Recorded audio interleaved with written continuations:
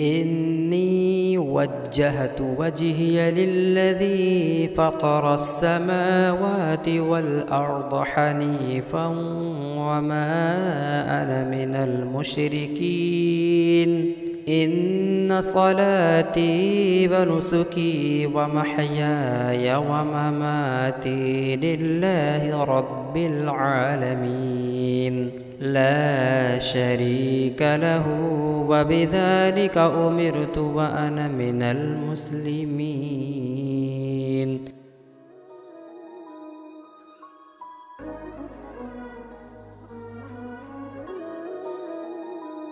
اللهم لك ومنك بسم الله الله أكبر.